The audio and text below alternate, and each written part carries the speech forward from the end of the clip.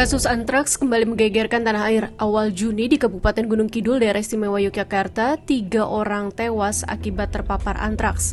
Namun, seperti tak terjadi apapun, nyatanya aktivitas di Pasar Hewan Siono Harjo tetap berlangsung normal pada Minggu 9 Juli 2023. Mirisnya, walau kebanyakan peternak yang menjual hewannya di pasar mengaku ternak mereka sudah divaksin, tetapi mereka tak tahu detail ciri sapi yang terpapar antraks.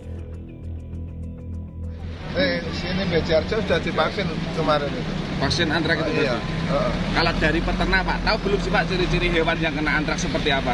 Kalau saya sendiri ya belum bisa membedakan ya. Ya. Apa sebelumnya belum ada sosialisasi terkait antraks? Ya sudah, dinas kan sudah kerap kali ke rumah saya itu. Sudah, tapi saya ya belum. Lantas mengapa virus antraks masih menjadi teror bagi dunia peternakan Indonesia? Terkait antraks dan kematian pada manusia, Guru Besar Fakultas Kedokteran Universitas Indonesia Chandra Yoga Aditama menyebut, jika kasus antraks pada manusia di Indonesia merupakan kejadian berulang. Kasusnya biasanya dimulai dari sapi sakit dan mati yang kemudian dagingnya dikonsumsi. Demikian terus berulang bagai lingkaran setan. Menurut catatan Kompas, pada 1967 sebanyak 19 orang meninggal karena antraks di Kabupaten Bogor, Jawa Barat. Mereka meninggal setelah mengonsumsi daging ternak yang terkena antraks. Pada 1977, 6 orang meninggal dan 88 orang lainnya dirawat setelah terjangkit antraks di Sumbawa, Nusa Tenggara Barat.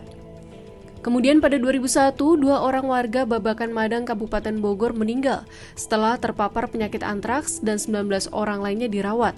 Pada 2007, 8 orang tewas dan 6 lainnya menderita sakit akibat antraks di Sumba Barat, Pulau Sumba, NTT. Para korban diketahui sebelumnya memakan daging kerbau yang mati mendadak. Menurut Chandra, sebagaimana kasus-kasus sebelumnya, meninggalnya 3 orang di Gunung Kidul karena antraks juga dimulai dengan perilaku mengonsumsi ternak yang sakit karena tertular bakteri Bacillus anthracis. Chandra mengatakan karena antraks dapat zoonosis atau penyakit yang dapat ditularkan dari hewan ke manusia ataupun sebaliknya, sporanya bisa tersimpan di tanah hingga puluhan tahun.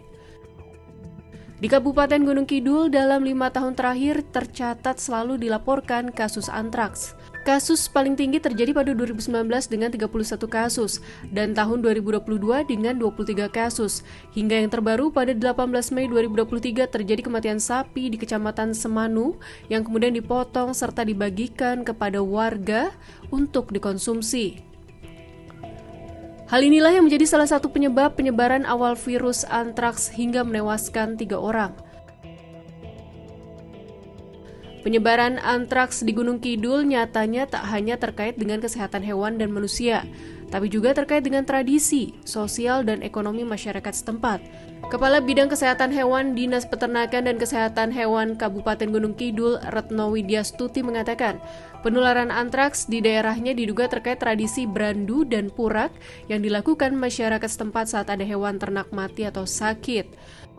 Brandu merupakan tradisi mengumpulkan iuran untuk diserahkan kepada pemilik ternak yang mati atau sakit.